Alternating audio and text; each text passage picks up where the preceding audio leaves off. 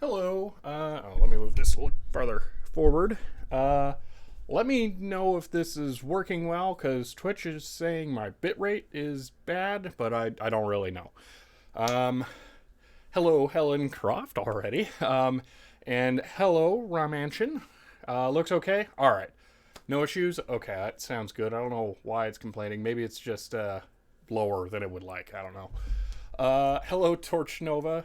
Okay, well, it's not going to be a problem then. I won't worry about it. Okay. Let's see here. So today's going to be kind of light stream. And I realized right at the last minute that I didn't announce it on Twitter and Discord. So that's not going to happen this time. Hello, Wizard Tim. And thank you, Melmer723, for the Prime sub. But yeah, so I got a couple of projects I want to do today. First one, major one. Actually, you know what? We'll do that one last because it's like a whole big thing. I got two minor ones. So, these have been sitting in the background waiting to get fixed, basically since I started streaming, and I really just need to get them done so I can use them. So let's start with the less weird one first. I'm gonna dive right into this because I filmed the video on the Data Generals and I really want to get that edited, so I'm kind of wanting to do a quicker stream today that does not run over. So yeah, and I have some other things I need to get done. But let's jump right into these here. So thanks for not working. Yeah, speedrun stream basically. So these are my MDR-7506's. These are my original ones. I don't remember if the driver is still bad on these. I replaced it, and then it kind of was not great again. So I'm not really sure.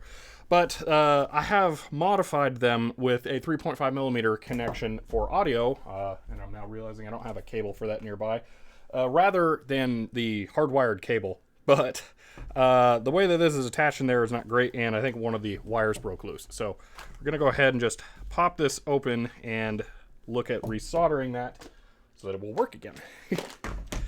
Because I would really like to be able to use these here. I have another pair that I bought after these failed on me multiple times that I've been using at home, and I'm now not actually sure that these are genuine, because the other one seemed kind of different in how they were packaged, so these might be counterfeit. I'm not sure.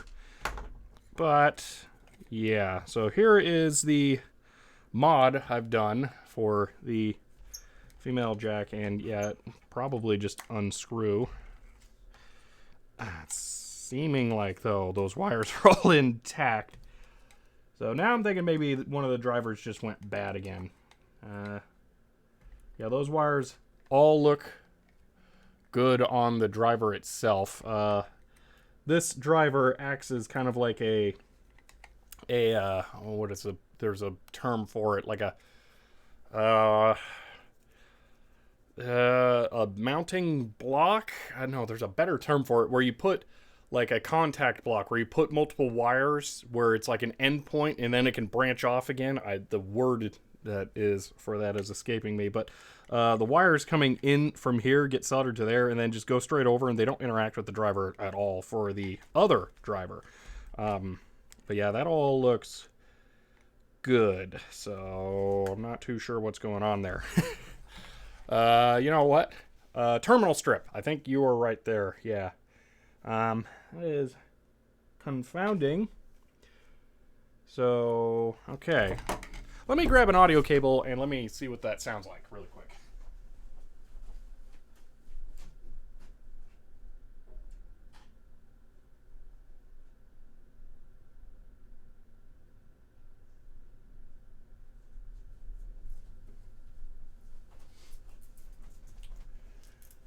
Okay. Hello, Lyria. So, is this working correctly? This might be super loud. It sounds like it is.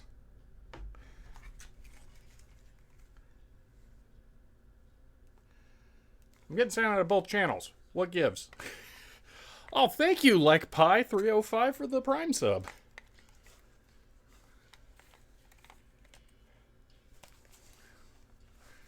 Oh, this is hard when it's all messed up.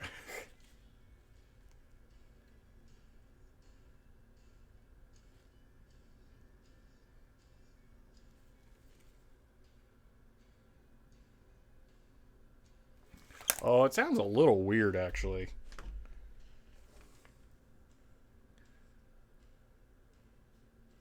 I need a less strange song than Nine Inch Nails here. You ever mixed the polarity? Oh, there's a hype train going. I didn't realize that. Could this be intermittent internally? Well, no. So you ever mixed the polarity? Good grief, that's loud. On audio cables, and then it sounds like karaoke where the voice is reduced.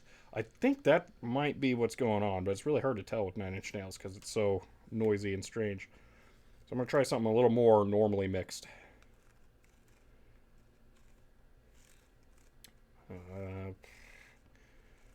There we go. They might be, giants will be fairly normal. Go with some flood.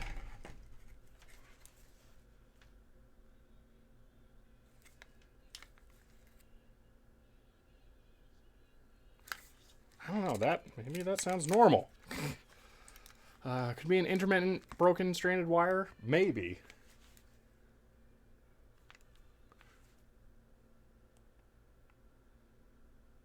It's been a while since I've tried these.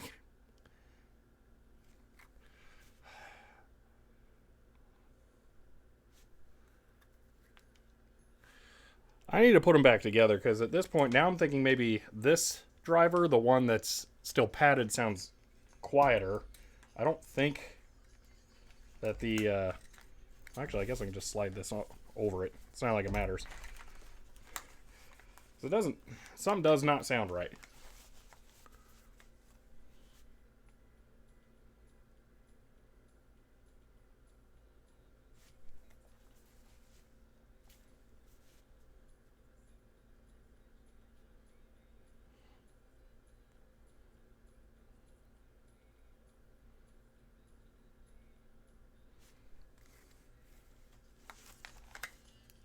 Which driver did I replace in that video? I don't know. It's weird. It's hard to describe. It seems like one might be louder than the other. I don't know. I'm gonna look at my video really quick. Yeah. Let's see. I'll use this opportunity to double check the captured window here. There we go.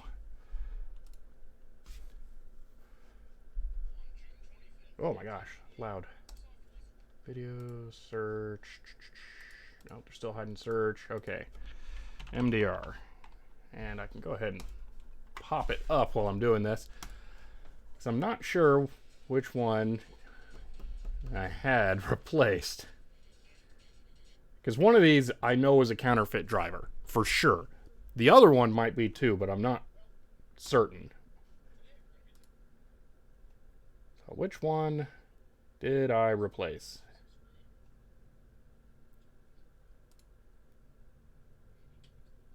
It looks like I had to replace the one that is now quiet.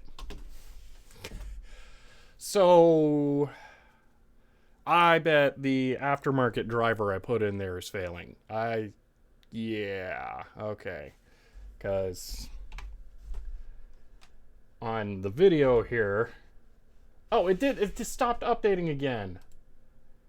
Ugh, how did I fix that? I don't remember now. Did I...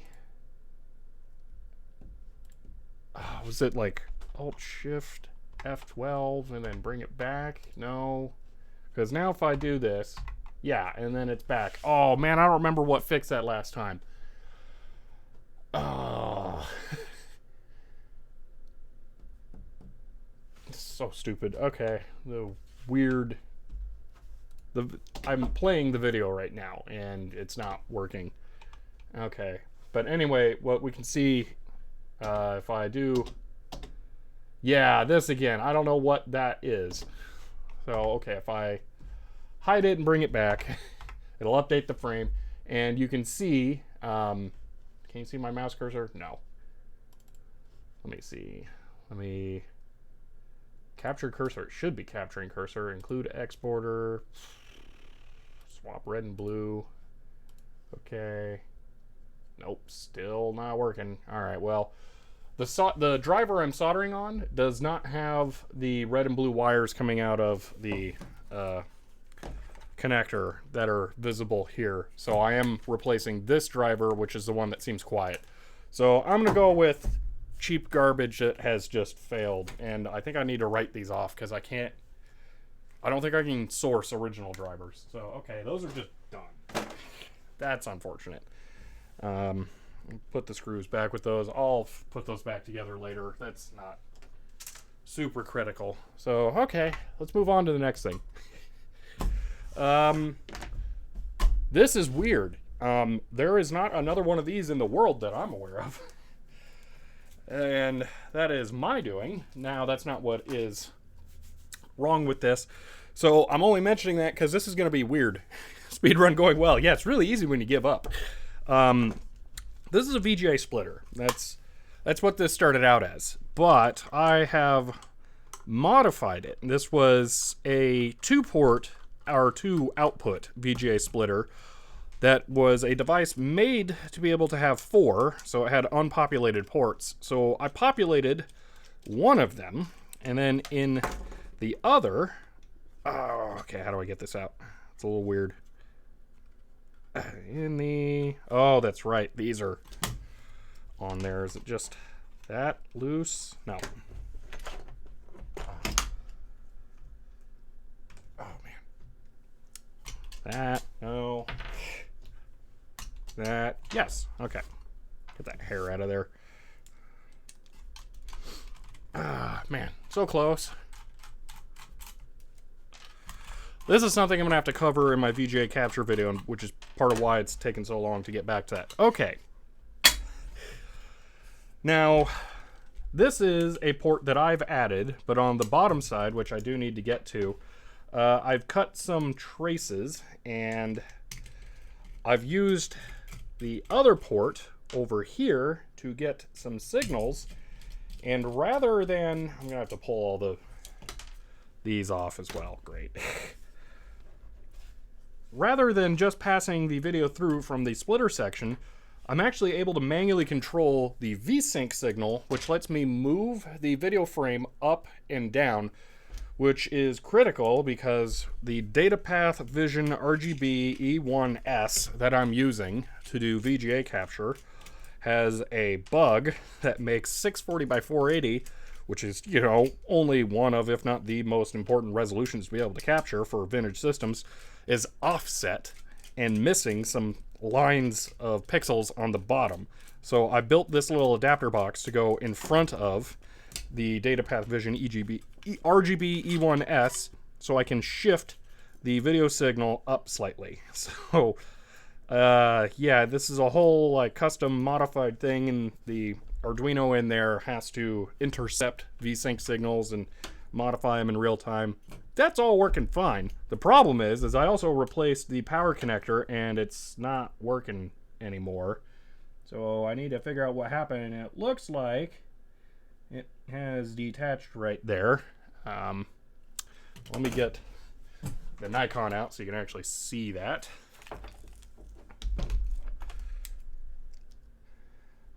The other lens would probably... Whoa, let's not trash that lens.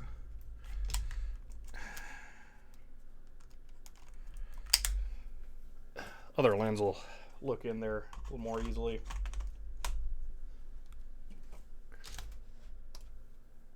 Boop.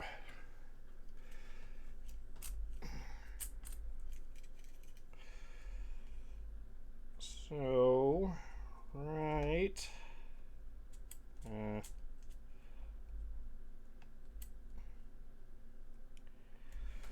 There you can see the barrel pad is broken loose, so it's only connecting the positive voltage, not ground, which is kind of super scary. So I need to fix that. This came with a weird sized barrel jack connector on it, so I had to replace that with one that I actually had a power supply for. So that's my fault. I don't know why it failed, probably just because it doesn't have sufficient mounting assistance. There's no like positive stops on it, so I'm gonna go ahead and see if I can... What is that even over? There's no pad there really. How did I put that on? That's weird. Oh. Let me see if I can get in there with some light, figure out what I did.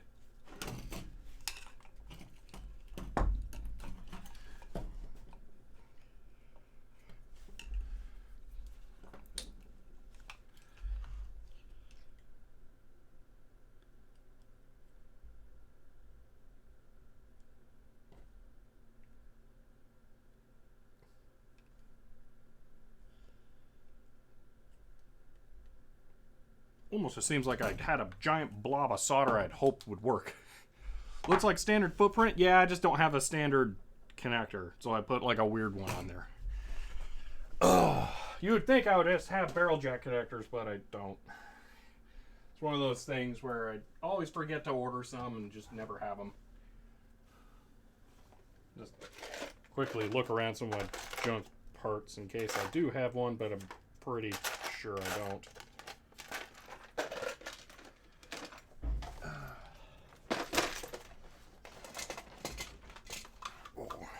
This is my main connector storage box. Yeah, I have cable ones, but not PCB mount.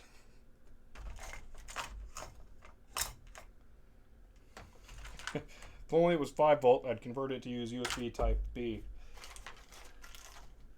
No, I don't have one.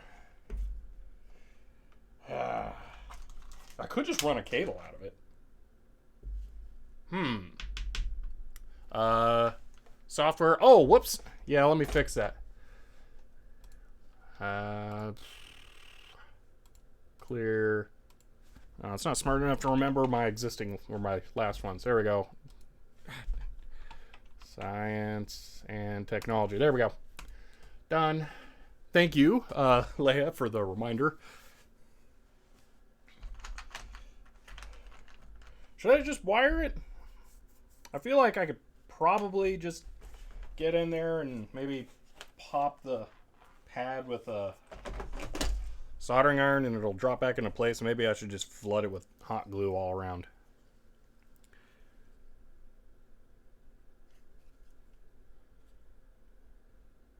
gonna see if I can get in there with soldering iron and reflow it. If not, then I will put a wire on it.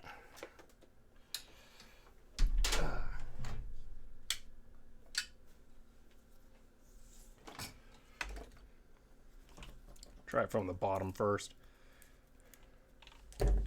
Should add a reminder to myself to just throw a bunch of barrel jack connectors in with an order at some point, because it would be really handy to have these. Actually, what did I use for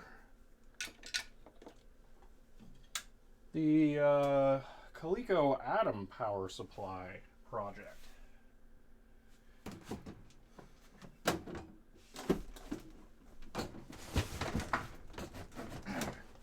I have a bunch of leftover parts from that since I haven't been able to get back to it.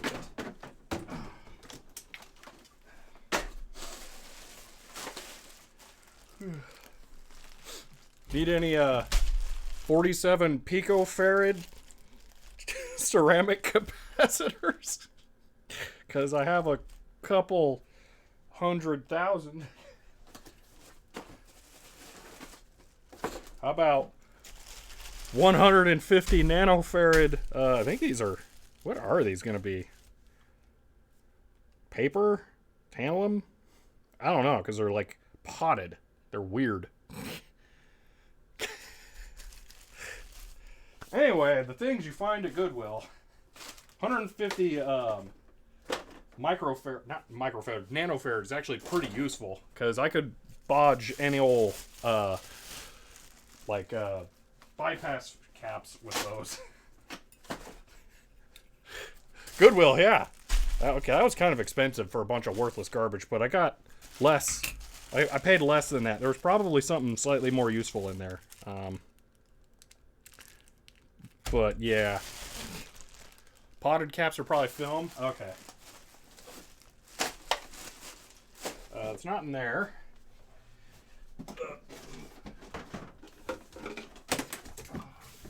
Oh, there's a lot of stuff in this box.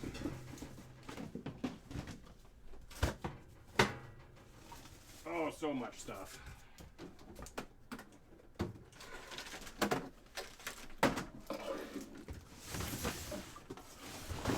Oh.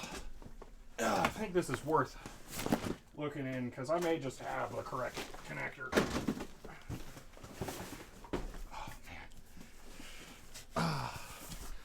Trying to think, is it safe to point the camera in this, because there's possibly DigiKey invoices or stuff in here. Let me not quite do it. I see some Atom PCBs. Does this have a Raspberry Pi in it? Oh, it does. What version is that? Ooh, 8 gig micro SD card. I kind of want to take that out. I don't know. Another Goodwill score. $12 for a Raspberry Pi. I wasn't leaving that there.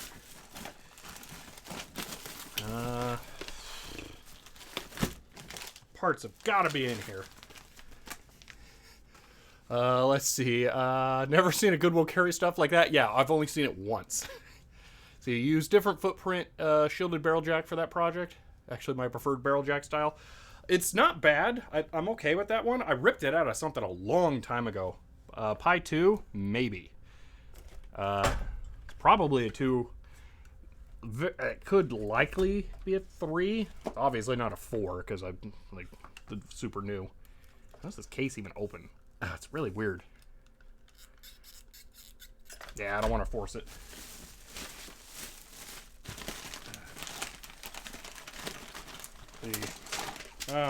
This used to be affordable to do. Buy reels of SMD stuff. I don't think it's been affordable for a while now.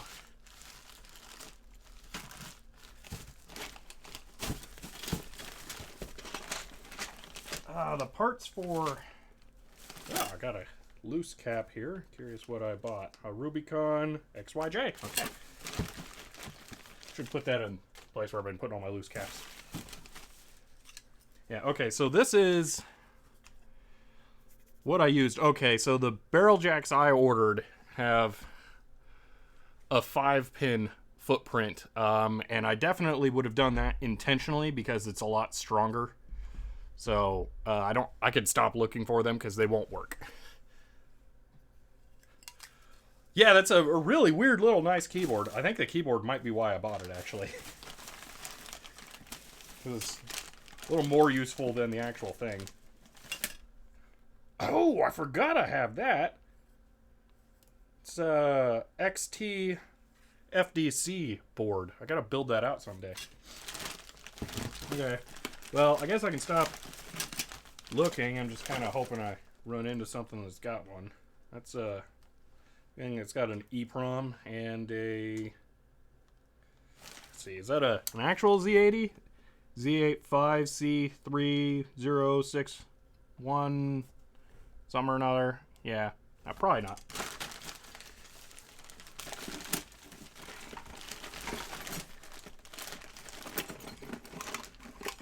Oh, there's a terminal block that I was trying to think of. Let's see, what do you think about the new dual FDC controller? I'm not aware of that. That will change some video plans I have coming out, if that's a thing, because I've been working on something similar to that that's not quite that.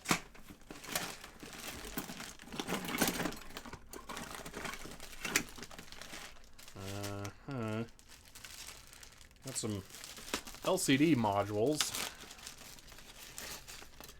Oh my gosh, that's a lot of thing. What is that? Huh. I haven't poked through here since I had to move. There's some good stuff tucked away in this. Not the stuff that I need, though, it seems. There's a whole other layer underneath that I can't get to, but... yeah, there are limits. This I'm going to leave out, though. This is kind of like a generic, useful box of stuff. Arduinos. Ooh, Pi Zero. Some weird Bluetooth thing I never got quite working. Leave these out. Well, alright, I'm going to give up on this. We'll just resolder that one connector. Oh, man! Pillbox organizer. That's my preferred way of sorting screws. I am very happy to find that. That gets to stay out for sure. Yeah, I really need to go through this. I need a better way of storing parts because I have so many of them in here. And then there's things that I bought that I never used. Like I bought these. These are diodes, switching diodes for a project to make a TI-99 4A controller adapter, and it just never happened. So, monster floppy disk controller. I say floppy controller supports up to 8 drives? What? It configures 2 FDCs. Oh, that's okay. Did they write their own drivers? Because that's basically what it's going to take. Let's see. This is very interesting, though. Is that a serial port on the back? 3 months ago, last month. Okay. Intriguing.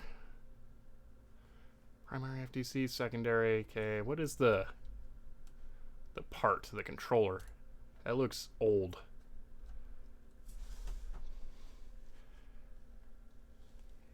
Yeah, hopefully those are easier to source than I'm thinking. This makes surprisingly good content, like, by the way, like mail call videos combined with dumpster diving and unboxing. Well, that wasn't my thing. Custom BIOS, yeah, but you need drivers to access the secondary floppy controller that that is very, very poorly supported.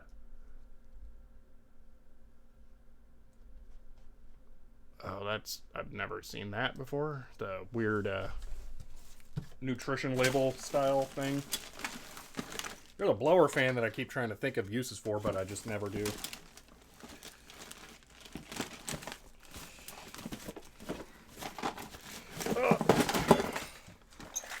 Whole bunch of heat sinks. Ooh. The most fun bag ever. All of the paddle switches that I have left over from my test bench build. Oh, yes. Those are the best.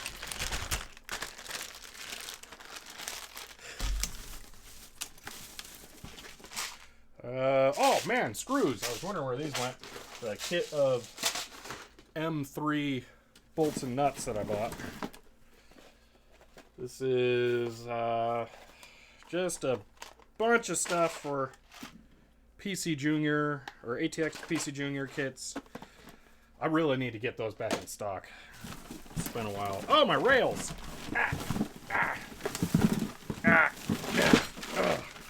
Yes! Oh, that's handy. Because I have sockets in these that I was going to reorder. Okay. So, what do we got? Let's see. Or maybe I'm just glad I'm not alone and having too much junk and not enough time. Yeah. I got one rail that has DIP 40 sockets. None of these are tremendous sockets. Hello, David. I'm doing well. Really not much.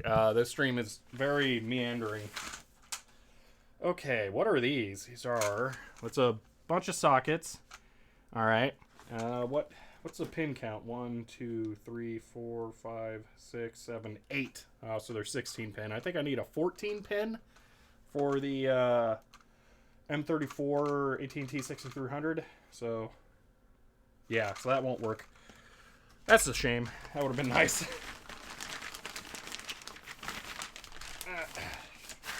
Okay. Needing LM7805. I have a couple. So I think these are 595s. Yep. So bunch of shift registers. Make all the NES controllers I ever wanted. These are 4164 RAM chips left over from the Tecmar Captain video. Ooh, some wide dip sockets. These are going to be good for like EEPROMs. And the DIP 40 sockets. Looks like I only have 4 left, which is not too surprising since they're kind of enormous. Not that many in a rail to begin with. And then one empty rail. Okay. Put all those back in the bag, because that's... I don't know how I managed to scan DigiKey and send me this thing. This is a super nice bag. Oh, thank you, Makes Things XYZ. 16... Oh, it's the 16-pin socket. That's how I got it. Okay.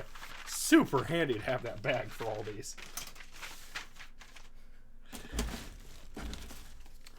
One big Rubicon cap. Yeah, another... Oh, this one's TXW. Put that in the caps drawer. Oh, there's one I could pull off of an Arduino original. So OG that it still has the DIP at Mega Chip instead of the SMD one, which is handy because you can pop it off and use it as a serial adapter, which I've done to try and program a monitor before. More ATX PC Junior stuff. Really need to get life sorted out enough to get those back in stock. Oh, a fail on my part of trying to get these switches, although they're still pretty darn cool in their own right, and I will use them one day. These are momentary 2-position switches, like you would use to key in data that is latched on a front panel computer. So I'm probably going to make like a weird mini front panel computer thing at some point using those, because they're too cool to just leave sitting around.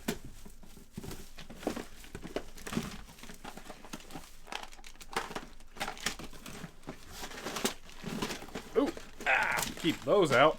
My male and female DB9 ports. Let's see, I'm so close to the byte break, and I think this will get me there sooner. It will. I think it doubles how many you get. Or is it 1.5 times, and then tier 3s get double? I don't remember. It's all weird. Oh, this is the thing that I took that other port off of. It was a joiner. That's right. Yeah, it's really weird, but I'm going to leave that out, because that's gives me one more.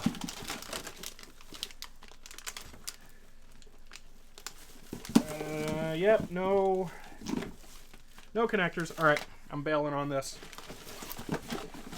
This was supposed to be a short stream, not a rummaging through my junk box stream. Oh, I forgot I have this. I gotta finish this project. Actually, no, that project is now dead. Yeah, okay. This is a Wi-Fi controllable relay. It's for automating a coffee pot to brew in the morning automatically. Just got a dumb one and put it on a different controllable outlet timer thing, though. So, alright. That's all that. Actually, I shouldn't put anything in there because I will forget it. It exists. Here's how dumb my brain is. I saw this pouch and assumed, oh, there'll be a driver CD in there. But no, there won't. It's a Raspberry Pi. It can't have a driver CD. Alright. Put everything back.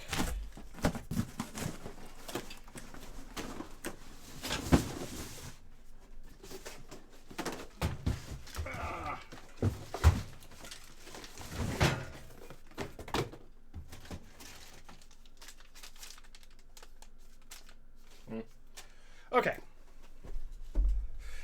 Let's just try soldering that and see what happens. See, 3DFX. Ooh. Whoa. That's a tough one. I don't know.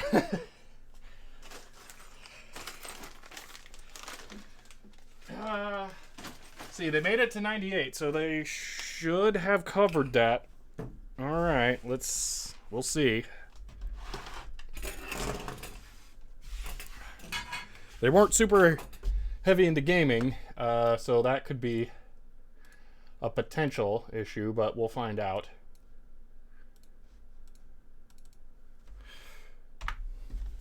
All right. Let's see.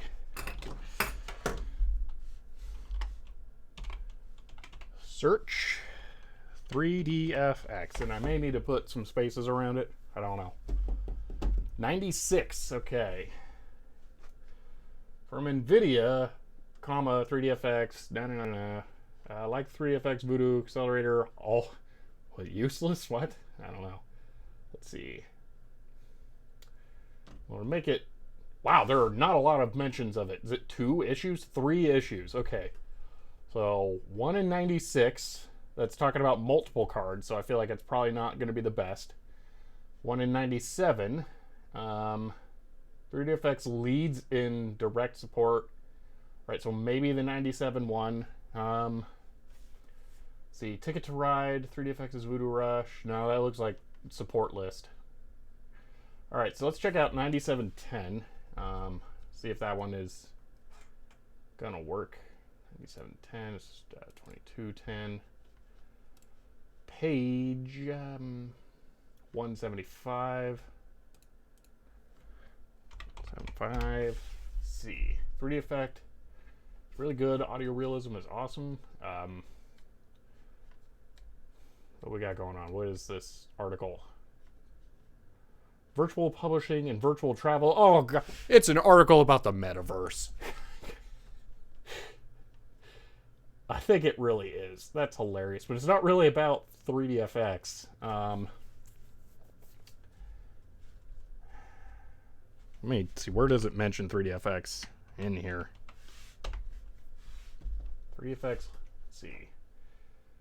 Yeah, fall short in 3D performance. Yeah, this is not talking about the card itself. What, you're down with Web 3.0? Is that what the cover was, or not down? No, I'm not down with this, or with Web 3.0. It's extraordinarily stupid. Let's check that first one. So 96, so it's 2110. Issue 3D for everyone. I mean, this sounds like one that would have 3DFX in it, so maybe 3D. Hold on, FX. Nope, that's GX FX. This is more difficult to find than I thought it would be. Yeah, just a list. Was this talking about 3D rendering pipelines? Is that what this is? Yeah. We can read one of these, Helen, or you can give me a different search thing if you want. I'll check this last one, but I'm pretty sure both of those are just advertisements listing compatible graphics cards. So 2303 and it's 138.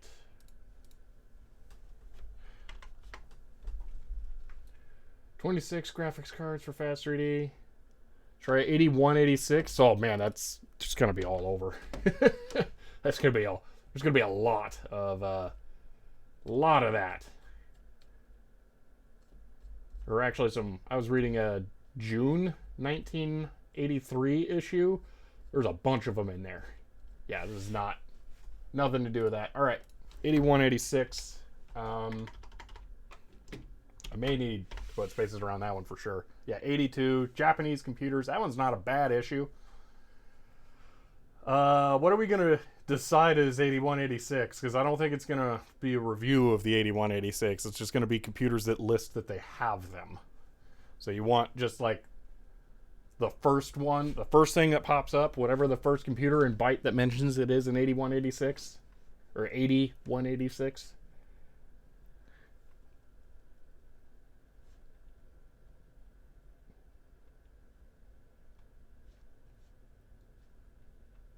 Ooh, hold on here. 186 single chips include new instruction. Oh, that sounds like 710. That one might have information about it. I just got to 1K for a byte break. I want to do 2 for 1, or should I wait till later in the stream? Well, you can't do it right now because you gotta wait an hour to do it. I think I'll be streaming in an hour. See, 8186, not IBM compatible, so it has to be a weird computer. That sounds like that Japanese issue might be the way to go then. But let me see this one, 710, because it almost sounds like it might be a review of it. So 484. Oh, that's way too far back in the issue. There's no way that's a review of the processor. 16. Oh, that's it. That's the one. Okay, so do you want a computer or the processor itself? We'll either do the Japanese computers issue or this one. I can see wanting the interest in both. The CPU, okay, we'll do that. All right, 710, and it'll be way, way far back in there. What page was that? In reality, 482. Okay.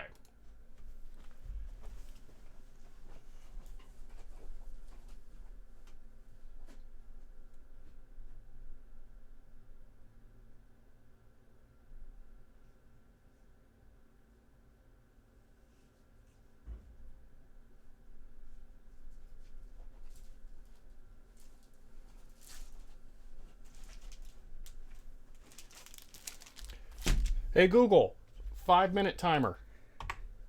All right, 5 minutes. Starting now. Let's just start off first admiring those glorious Radio Shack printers while I adjust the camera here. Those are just, yes. But we're going straight to the back here.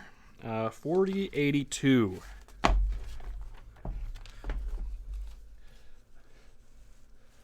16-bit processor from Intel. So that is not like a die rendering. That is a die photo, because you can see the pads for the lead frame to attach to. That is super cool. Let's see. Intel Corporation has released its 16-bit IAPX 186-80-186 single-chip processor.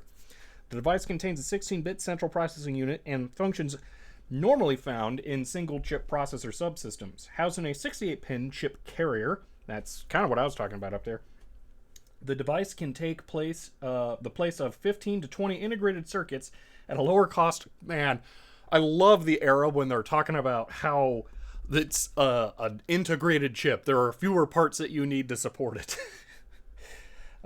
Integrated circuits at a lower cost. According to Intel, it's compatible with existing 8086 and 8088 software, and is said to have twice the performance of the standard 5 MHz 8086. I don't know if that's actually 100% true, because I don't think 186 systems are typically truly compatible. But that's interesting. I think that's the first time I've heard that. Let's see. Other IPX 186 features include 10 new instructions and onboard hardware that increases the speed of multiplication and division operations 5 times. So it has the 87 chip integrated. That's what that sounds like. 186 has an introductory price of $50 each in quantities of 100. Okay. Full applications technical specifications are available from Intel Corp. Wow, this is just an announcement. That's interesting. Oh man. Dot matrix plasma displays. Ooh, those are, yeah. Actually, I have one of those. It might be within 3 feet of me here, that I need to get working in a stream at some point. But that's really interesting.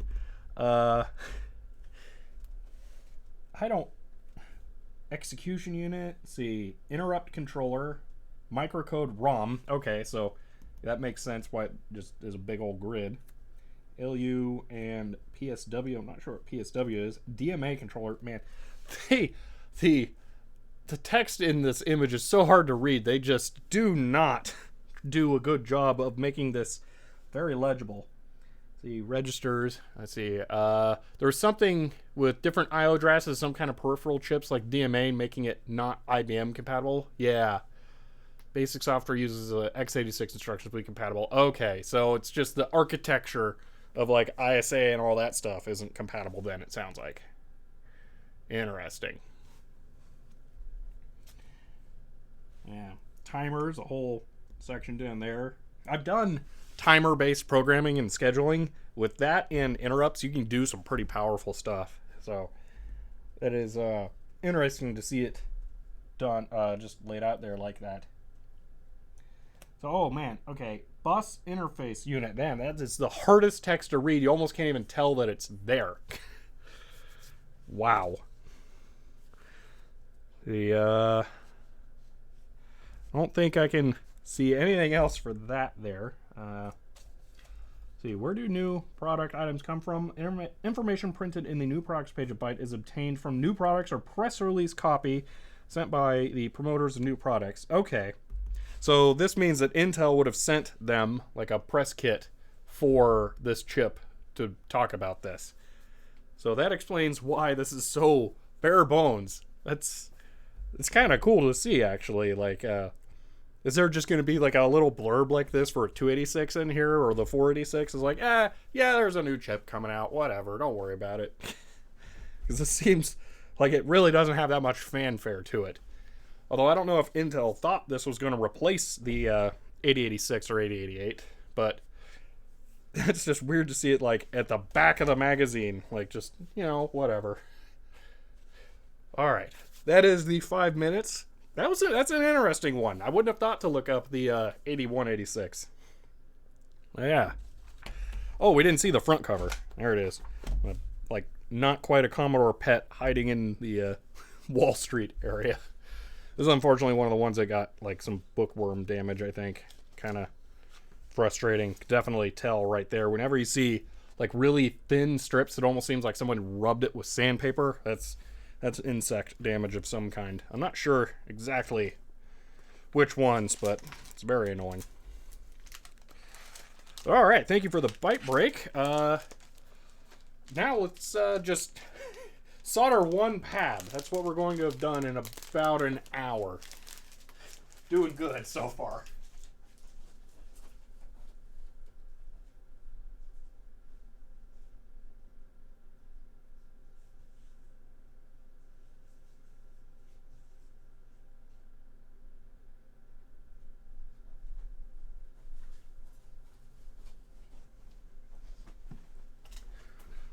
Ooh.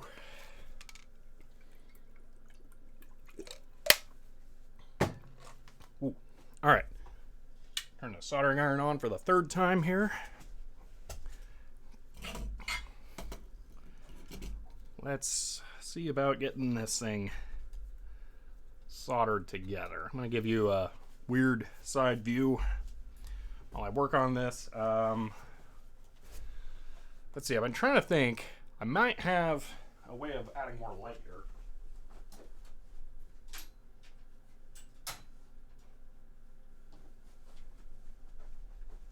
I think I can just put this here and have it kind of hang over.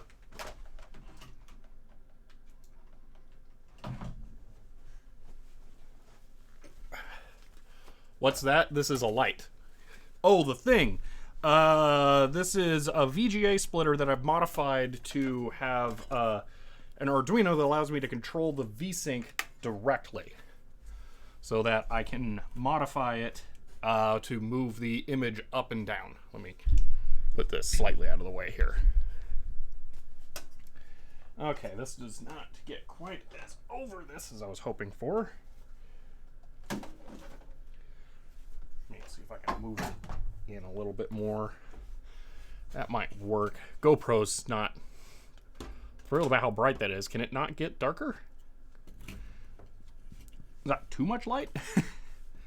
Somehow? Okay, I guess I can turn it down.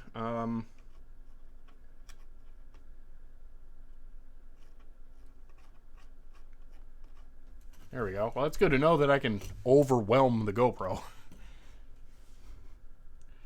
So, okay, let me try and get in there and tap that down. I thought you were going to replace because you're running up against some sampling rate limitations. No, it works. Well, it works at lower resolutions. That's it. It just does not work at higher resolutions because the VSync frequency becomes too great for the Arduino to keep up with. All right, so what I'm going to do is I'm just going to flood this with like a bunch of solder and hope that that fixes it. And hold it down. See what happens. Didn't quite do it.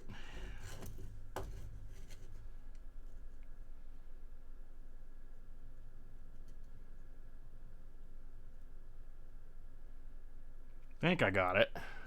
Oh man, you really can't see anything. See, a quick search of my memory only comes up with PyStorm, which is a project specializing in emulating.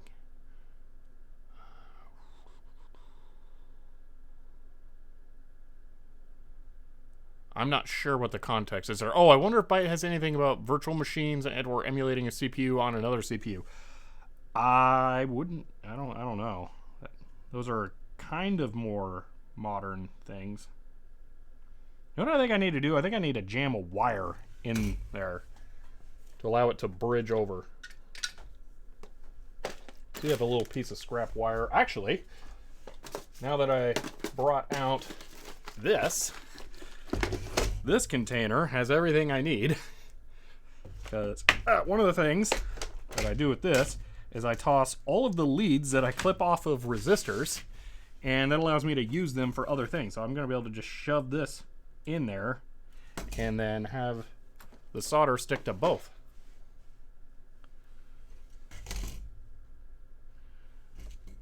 I'm going to do it with my bare hand and then go ouch when it's really hot.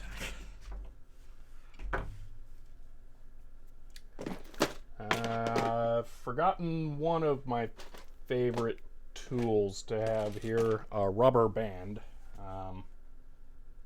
That allows me to use the pliers as a vise. Yeah, it looks like I don't have one nearby. I will have to find one of those.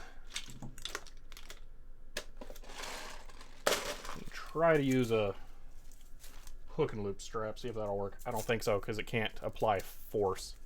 So I'm currently planning on building a setup to dump. STM72 series UV EEPROM has 120 nanohertz access window, much faster than my 16 megahertz MCU can handle. Is there a reason that you wouldn't just want to get something like the TL1866, just a cheapo EEPROM programmer reader thing? They're pretty good and not that expensive.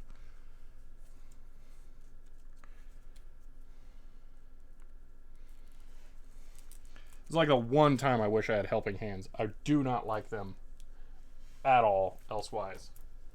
Actually, I do have one somewhere. Now I don't know where it is because I hate it and I don't use it. Yeah, no idea. I don't really care. I won't miss not having it.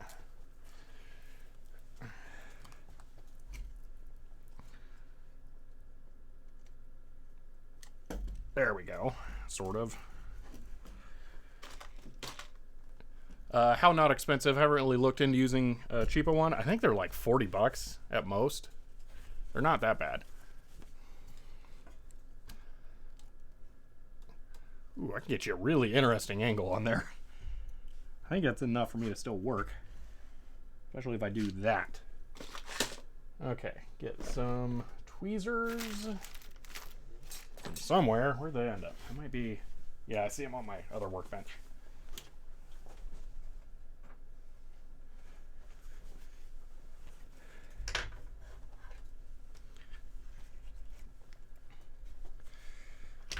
Okay, so the plan here is I'm going to drain some flux down into there so that stuff will be nice and receptive to solder.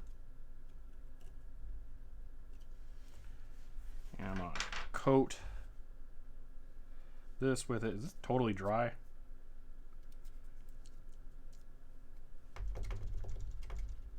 Pretty much. Okay, so that one's dead. Oh, there's the good one. Not quite. That's a little wet. I think it's got enough on it. All right. I'm going to try and get the... It doesn't want to cooperate here. Try and get the solder to ball up around this thing. There we go. See, I paid 55 AUS for mine. These readers are great. Very good support. Yeah. And there are open source drivers as well. If you want to use it on like Linux or something, it's pretty easy. Okay. So, let's see if this works. Oh, the solder. Oop. Get it to follow it along.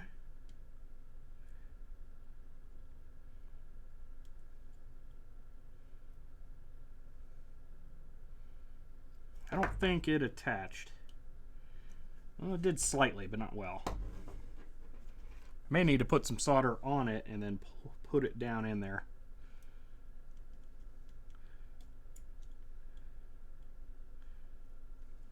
Or let the whole thing really heat up and flow, maybe.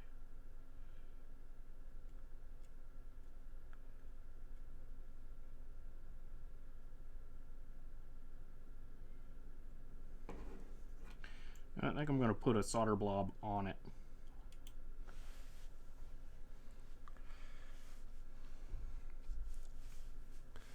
Hey, what's the weather like? It's 67 out. So it's very nice.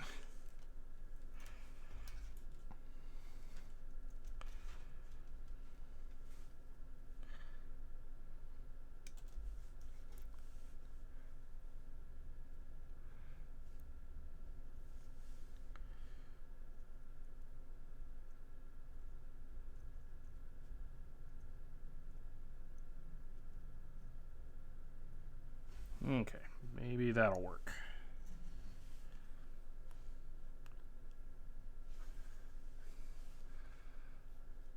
Oh, yeah. I forgot. I should call it out to do the currency unit conversions.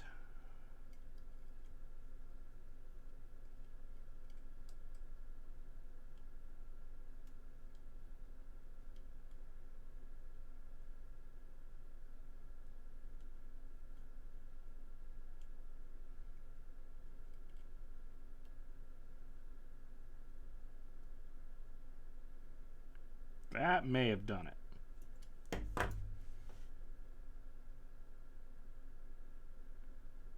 Yeah, that's actually stuck now.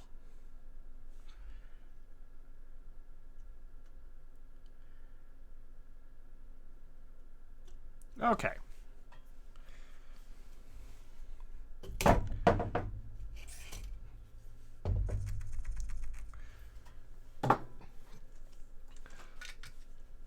let me turn that on.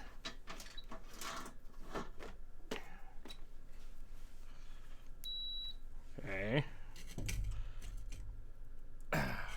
Use the multimeter over here, make sure I didn't short anything. So, let's see, probes. Probes are good. Okay. Those two pads are not. Those are not. Barrel to pad is connected. Okay, so we're good. That worked. I can trim that down. Put the excess material back in my case because it's very handy. And at this point, I'm going to get my hot glue gun heating up, and I'm just going to drench that sucker. I don't want it coming apart again.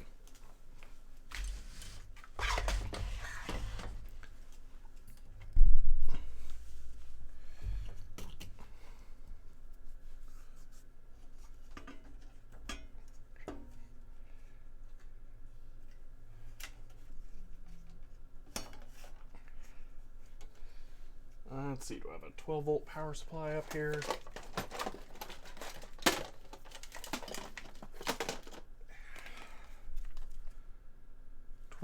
Pretty sure it's 12. Input 12-volt DC, positive center. Positive center. There should be, I think there's an LED that turns on. Is it that? Yeah, it's that. Yep, good. LED turns on. I don't know how well. Yeah, so plugged in, unplugged, all good.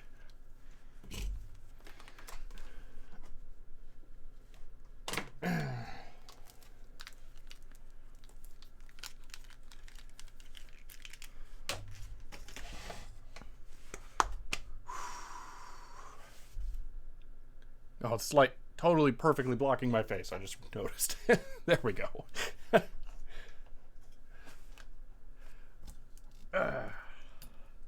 Yeah, this thing is it's interesting. It works well, and it's kind of annoying I have to use it, but I only need it on the data path card at least. And one of the other nice things about how I designed it is if you plug into the mini USB port on the Arduino, you can send it commands to shift the image up and down.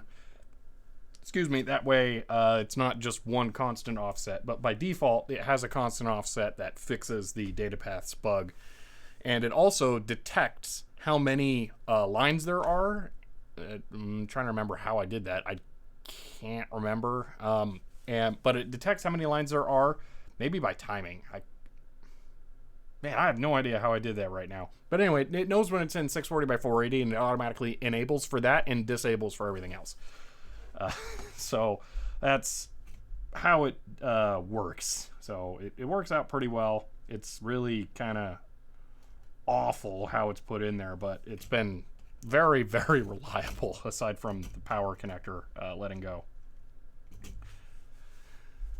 I should probably, I'm thinking about this, put it back in here and connect it to our, that way I can hot glue the connector to the case as well.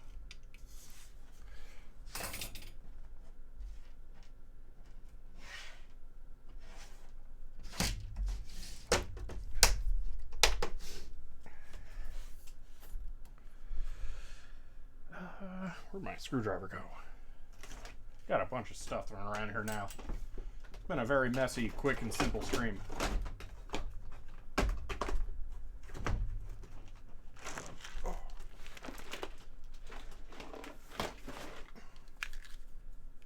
Not there. Ah, there it is, hiding by the keyboard. What is solder if not conductive glue? Yeah, really. I actually somewhere in my drawer over there have actually conductive glue. It has silver particles in it. The idea was that you'd take a piece of FR4 and drill holes through it, and then you could use it's actually a silver epoxy, use that to make vias in handmade PCBs. Never got around to trying it. The stuff might have fully seized by now. So, yay. Let's see, won't be more difficult to remove later if hot glue it to the case. The reality is it's probably not going to stick to the polished aluminum on here, so it'll probably just act as a wedge going up against it. Basically, what I really want is to make sure that it can't lift up. So what I'm thinking about doing is putting a bunch on top so that when it gets plugged in, it can't twist up and down. That's my biggest concern, is trying to make sure that it can't twist around anymore. So I'm just going to kind of stick stuff all over so it gets jammed in place. But it probably won't stick to this. It's really smooth, so I don't think it'll be an issue.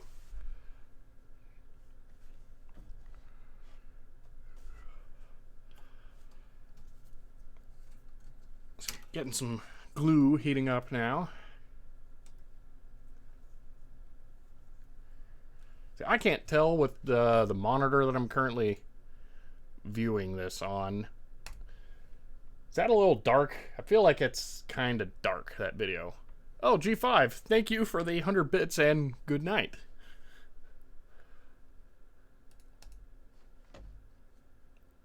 Let's see. If it's smooth and it won't stick, yeah, I think it'll be fine. I really wish I had a... Oh, you know what? I could do a gamma if I add a filter for that. So add filter, color correction, gamma. There we go. I feel like that's slightly better. Can you grind the case? I could. I don't really want to. See, I have news. I'm finally free from my retail job nightmare and feel so much better now that I'm out. Well, that's good. Retail can definitely suck. Tilwolf, so I don't really want it to stick to the case. I mostly just want it to have support around it so it doesn't move as much. So once I get it, like, where'd the tweezers go? Once I get it down underneath in here, where it'll hold the plastic case down to the circuit board, then it'll do a lot more useful stuff. That, and then get some on top that'll wedge up against the top of the case when it's on. So those are the two things that I'm most concerned about. And then maybe some between it and this, that probably is an inductor, because I don't think that you're gonna have that like ferrite material on top of a capacitor. So that's going to be pretty solid. I can put a bunch of hot glue in there and wedge it up against that so it can't rotate and move around. Oh, the glue might be ready to go. Let's see here. Definitely.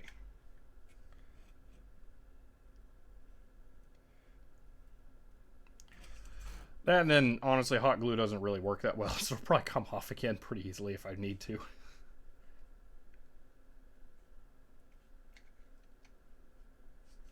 Alright, just let that drizzle over and out, and pull stick back to release. Pressure, and I'm done. Didn't get as much on top as I wanted, but definitely very well coated that. So that'll help out a little bit.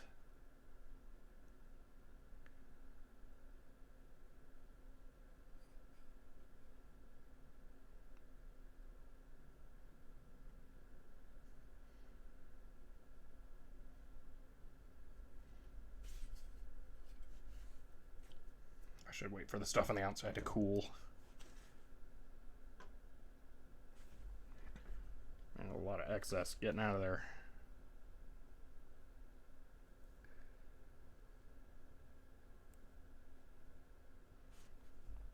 You know what? I could put it in the stand. Just let it drain onto it there. Okay.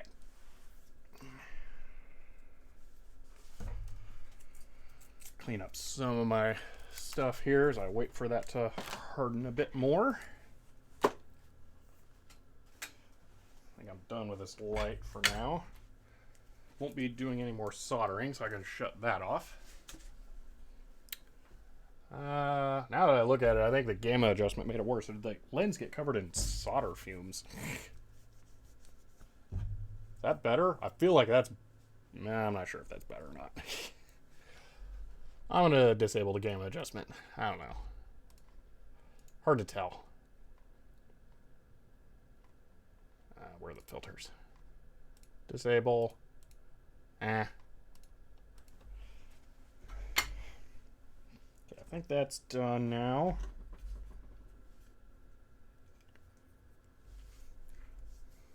How bad of an idea is it to stick something like this in a refrigerator so it cools?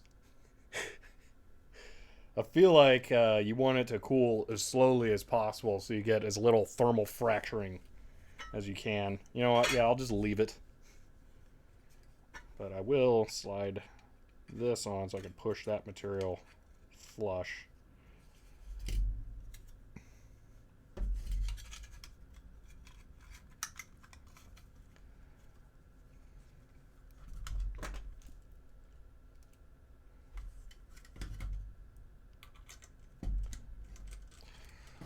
I'll just leave it flat and then it'll probably be fine.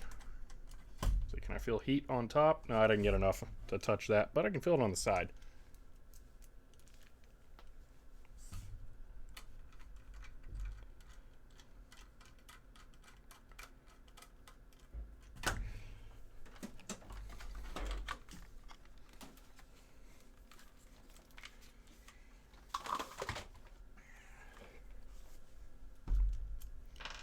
Alright, just got all the female nut screw things for the VGA ports, and then this is done. And we can move on to the main event.